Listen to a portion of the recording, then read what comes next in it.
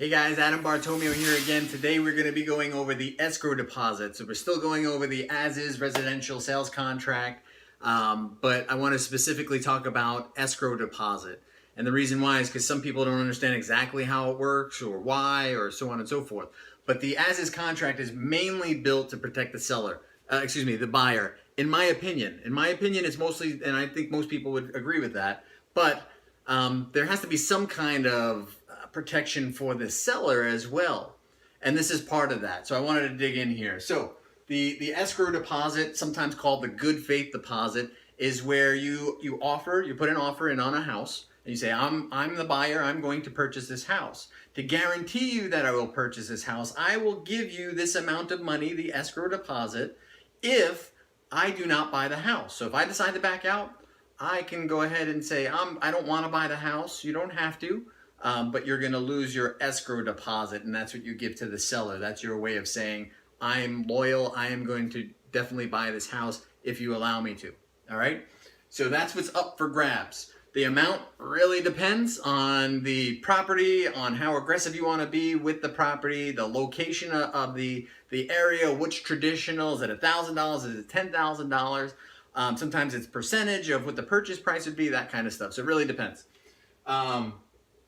A third party holds the escrow deposit. So if for some reason the buyer doesn't perform and they say, well, I want my money back, well, it's really not up to them if they get their money back, and it's not up to the seller to keep it. The third party holds it, and it really becomes down to an organization called FREC, which is the Florida Real Estate Commission.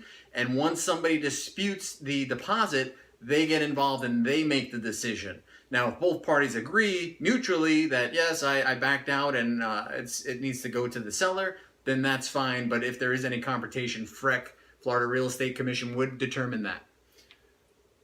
But the third party company holds it, so there's nobody, the seller doesn't hold it and the buyer doesn't hold it. So just so you're aware. What if scenarios? So what if the buyer, because mostly this contract is about the buyer, doesn't get financing?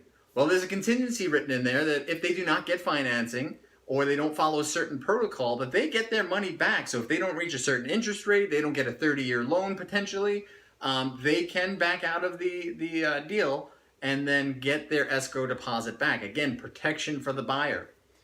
What if they don't like the inspection? The inspection comes back and they say, you know what? I don't want this house anymore. Yes, they can still get their escrow deposit back within that time frame. So the inspection period, and we'll get this into this a little bit further in another video, but they will have a certain amount of time to inspect the house and make a decision whether they want to continue moving forward with the house or they want to back out and still get their deposit back. If it's after the inspection period and they decide they just don't want it because it needs a new roof, you lose your escrow deposit at that point, okay? But you still can get your escrow deposit back if it didn't get financing. What if the buyer doesn't perform? Quick scenario. I had sold one of my houses, my primary residence, and we had it under contract. 2 days before we were going to close on the property, I moved all my stuff out of my house except for a few large pieces of furniture and moved it into the other house that we had already purchased. And the buyer decided that they were going to back out of the deal for no other reason than they did not feel comfortable moving forward with their finances.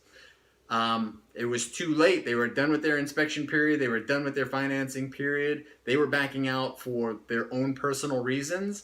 They did lose their escrow deposit at that point. We retained their escrow deposit of several $1,000s. But then I still had a new house, right? That's some of the risks that we take as sellers and why we want to see a larger escrow deposit if possible.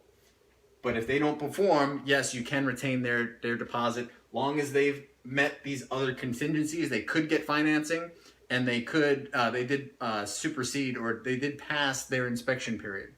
I had another example where a gentleman was trying to get a VA loan, passed the inspection period, done, couldn't get approved for the VA loan for whatever reason, and he was able to get his escrow deposit back. He was able to receive that because of the financing contingency. Anyway, that's a little bit about the escrow deposit, so you guys are aware of a little bit of how that works. We'll dig in a little bit more as we move on further. Have a great day.